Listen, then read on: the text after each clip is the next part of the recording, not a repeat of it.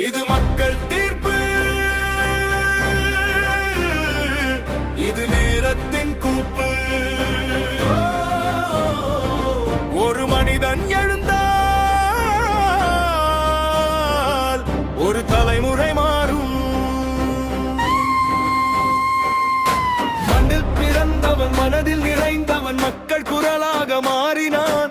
அழுகை கேட்டவன், அன்பை விதைத்தவன், அவன்தான் இன்றைய தீர்ப்பு ஆனான். துன்பம் கண்டவன், துணிச்சல் கொண்டவன், தூணாக நின்றவன், நாட்டுக்கே சத்தியம் பேசியவன், சக்தியாய் மாறினான். சமூக